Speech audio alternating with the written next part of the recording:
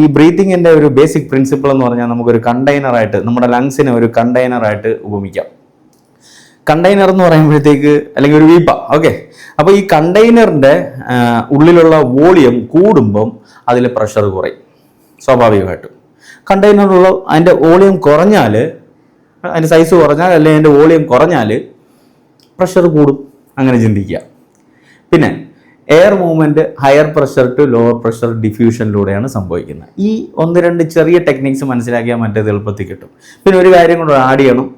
നമ്മൾ മറ്റെവിടെയൊക്കെയോ പഠിച്ചിട്ടുള്ളതാണ്, എന്നാൽ പോലും പറയേണ്ടിയിരിക്കുന്നു. ലങ്സിന് ചുറ്റും ഒരു കവറിങ് ഉണ്ട് അല്ലേ, പ്ലൂറ. അതുകൊണ്ട് മനസ്സിലാക്കി വെക്കണം.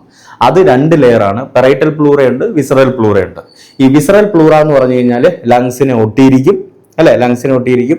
അതുപോലെ തന്നെ അപ്പോൾ ഈ ലങ്സ് നമുക്കറിയാം ലോബുകളായിട്ട് ഡിവൈഡ് ആയിട്ടുണ്ട് അല്ലേ. അപ്പോൾ അതിൻ്റെ ഇടയിൽ ചെറിയ വെട്ടുകളുണ്ട്, ഫിഷറുകളുണ്ട്. അപ്പോൾ അതിലൂടെ എല്ലാം ഈ വിസറൽ പ്ലൂറ പോയിട്ട് ഈ ലങ്സിനെ ഒട്ടിയിരിപ്പുണ്ട്. അതുകൊണ്ട് മനസ്സിലാക്കുക. പിന്നെ പെറൈറ്റൽ പ്ലൂറ അല്ലേ. പെറൈറ്റൽ പ്ലൂറ എന്ന് പറയുമ്പോഴത്തേക്ക് അത് നമ്മുടെ എന്താ പറയണ്ടേ, ആ റിബ് കേജ് അല്ലേ, അല്ലെങ്കിൽ ചെസ്റ്റ് കേജ്, അതിലോട്ട് ഒട്ടിയിട്ടാണ് ഇരിക്കുന്നത്. താഴെയും നോക്കണം, താഴെ ഡയഫ്രം ഇരിക്കുന്നത്, അതിന് മുകളിലാണ് നമ്മുടെ ലങ്സ് ഇരിക്കുന്നത്. അപ്പോൾ ആ ഡയഫ്രത്തിന് മുകളിലോട്ട് ഒട്ടിയിട്ടും പെറൈറ്റൽ പ്ലൂറ ഇരിപ്പുണ്ട്. അപ്പോൾ പെറൈറ്റൽ പ്ലൂറ തൊറാസിക് കേജിനെ ഒട്ടിയിരിക്കുമ്പോൾ മറ്റേ വിസറൽ പ്ലൂറ വന്നിട്ട് ലങ്സിനെ ഒട്ടിയിട്ടാണ് ഇരിക്കുന്നത്, അഡ്ഹറൻറ്റ് ചെയ്തിട്ടാണ് ഇരിക്കുന്നത്. ഇതിൻ്റെ ഇടയ്ക്ക് ചെറിയൊരു പൊട്ടൻഷ്യൽ സ്പേസും ഫ്ലൂയിഡും ഉണ്ട്, അതിനെ ഇങ്ങനെ ഒട്ടിച്ചുകൊണ്ട് ആ ഒരു അറേഞ്ച്മെൻറ്റ് നമുക്ക് മനസ്സിലാക്കേണ്ടിയിരിക്കുന്നു. കാരണം ഈ ഞാൻ പറഞ്ഞ ഫിസിയോളജി ഓഫ് ബ്രീത്തിങ്ങിലോട്ട് എത്തുമ്പോഴത്തേക്ക് ഇനി നമുക്ക് നോക്കാം. നോർമൽ ഒരു നേരത്തെ പറഞ്ഞ പോലെ ഒരു റെസ്പിറേറ്ററി സൈക്കിൾ എന്ന് പറയുമ്പോൾ ഒരു 12 തൊട്ട് 15 ആവറേജ് എടുക്കുക എന്ന് വിചാരിക്കുക. അപ്പോൾ ഓരോ ബ്രീത്തും എടുക്കുമ്പം അതിനകത്ത് 3 പ്രധാനപ്പെട്ട സ്റ്റെപ്സ് ആണുള്ളത്. 1 ഇൻസ്പിറേഷൻ, 2 എക്സ്പിറേഷൻ, പിന്നെ ഒരു ചെറിയ പോസ്. ഓക്കെ, ഇൻസ്പിറേഷൻ ഒരു ആക്റ്റീവ് പ്രോസസ്സാണ്. കാരണം ഈ മസിൽസ് ഈ എന്താ പറയുന്നത്, എക്സ്റ്റേണൽ ഇൻ്റർകോസ്റ്റൽ മസിൽസും ഡയഫ്രം ഒക്കെ വർക്ക് ചെയ്യുന്നുണ്ട്. അവിടെ മസിൽസ് കൺട്രാക്റ്റ് ആവുന്നുണ്ട്, ATP യൂസ് ചെയ്യുന്നുണ്ട്, എനർജി യൂസ് ചെയ്യുന്നുണ്ട്. അതുകൊണ്ട് ഒരു ആക്റ്റീവ് പ്രോസസ്സായിട്ടാണ് പറയുന്നത്. ഈ ചെറിയൊരു പോയിന്റ് പോലും ക്വസ്റ്റനായിട്ട് ചോദിക്കാം. മനസ്സിലായോ? ഏകദേശം ഒരു 2 സെക്കൻഡ് എടുക്കുമെന്നാണ് ഇൻസ്പിറേഷൻ എടുക്കാൻ സാധ്യത ഉള്ളത്. അതിനുശേഷം ഈ മസിൽസ് എല്ലാം റിലാക്സ് ചെയ്യുമ്പോഴത്തേക്ക് ലങ്സ് തിരിച്ച് റീകോയിൽ ചെയ്ത് വരും. അത് എന്താ പറയുന്നത്, റിലാക്സേഷൻ എനർജി യൂസ് ചെയ്യുന്നില്ല. അതൊരു പാസീവ് പ്രോസസ്സാണ്. ഏകദേശം എടുക്കുന്ന സമയം 3 സെക്കൻഡാണ്. അപ്പോൾ നമ്മൾ ഈ 2 കാര്യങ്ങളാണ് ഫോക്കസ് ചെയ്ത് ഇനിയും പഠിക്കാൻ പോകുന്നത്. ഇൻസ്പിറേഷൻ എങ്ങനെ നടക്കുന്നു, എക്സ്പിറേഷൻ എങ്ങനെ നടക്കുന്നു, അല്ലെങ്കിൽ നമ്മൾ എങ്ങനെയാണ് ശ്വാസം ഉള്ളിലോട്ട് എടുക്കുന്നതും പുറത്തോട്ട് കളയുന്നതും, അതിലെന്ത് കാര്യങ്ങളാണ് അതിനകത്ത് ബേസിക് നടക്കുന്നത് എന്നാണ് മനസ്സിലാക്കുന്നത്. ഞാൻ നേരത്തെ പറഞ്ഞ പോലെ ഒരു വീപ്പ പോലെ ഉപമിച്ചിട്ട് പറയുകയാണെന്നുണ്ടെങ്കിൽ ലങ്സ് എക്സ്പാൻഡ് ചെയ്യും. അത് എക്സ്റ്റേണൽ ഇൻ്റർകോസ്റ്റൽ മസിലിൻ്റെയും ഡയഫ്രത്തിൻ്റെയും സഹായത്തോടെ. അപ്പോൾ പുറത്തു നിന്നുള്ള എയർ അകത്തോട്ട് കയറും. കാരണം ഉള്ളിലുള്ള പ്രഷർ ലോ ആവും. അപ്പം എൻവയോൺമെൻറ്റൽ പ്രഷർ ഏകദേശം സ്റ്റേബിളാണ്. അവിടെ നിന്ന് കമ്പയർ ചെയ്യുമ്പം അകത്തെ ലങ്സിലുള്ള പ്രഷർ ലോ ആവും. അപ്പോൾ ഹയർ ടു ലോവർ ഈസി ആയിട്ട് ഉള്ളിലോട്ട് എയർ കയറും, ഇൻസ്പിറേഷൻ നടക്കും. അതുപോലെ തന്നെ ഇത് റീകോയിൽ ആവുന്ന സമയത്ത് കണ്ടെയ്നറിനുള്ളിലെ സ്പേസ് കുറയുമ്പോൾ പ്രഷർ ബിൽഡ് ചെയ്യും.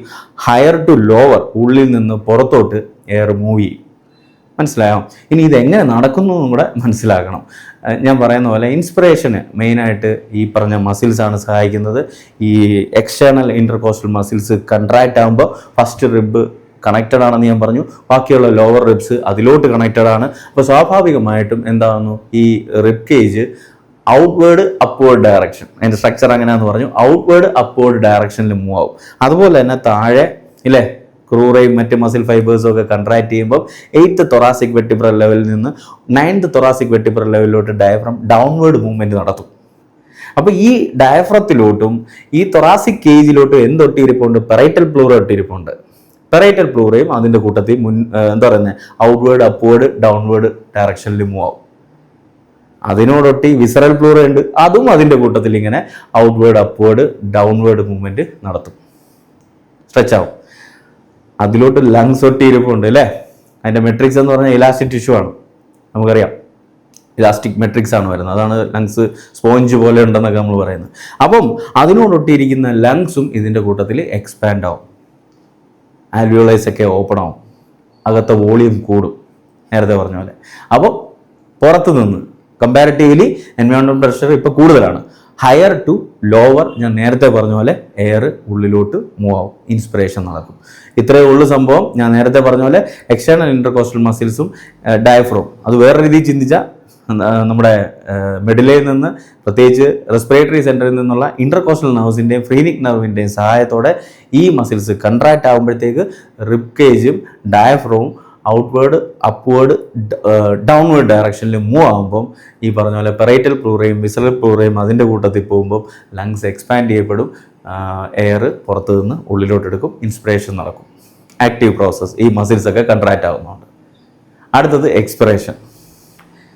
നെർവ് ഇമ്പൽസുകൾ വിടുന്നു അല്ലേ, മസിൽസ് റിലാക്സ് ആവുന്നു, എക്സ്റ്റേണൽ ഇൻ്റർകോസ്റ്റൽ മസിലും ഡയഫ്രവും റിലാക്സ് ആവുന്നു, ഡയഫ്രം താഴോട്ട് പോയാൽ ഡയഫ്രം മുകളിലോട്ട് കയറുന്നു, റിബ് കേജ് ഉള്ളിലോട്ട് ഇല്ലേ ഇൻവാർഡും താഴോട്ടും ഡൗൺവേർഡും മൂവ് ചെയ്യുന്നു.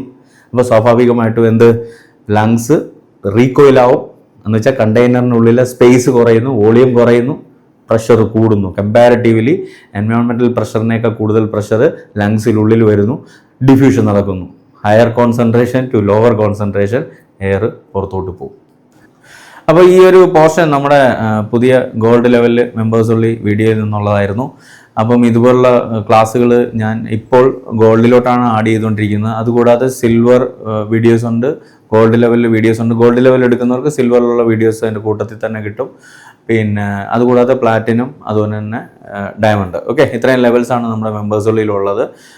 പ്ലാറ്റിനത്തിലും ഡയമണ്ടിലും ഒക്കെ ക്വസ്റ്റ്യൻ ഡിസ്കഷൻ ക്ലാസ്സസ് ആണുള്ളത്. പ്രത്യേകിച്ച് DHA, HAAD, MOH, Prometric, NCLEX, പിന്നെ ഗവൺമെൻറ് എക്സാംസുകാർക്ക് വേണ്ടിയിട്ടുള്ളത്.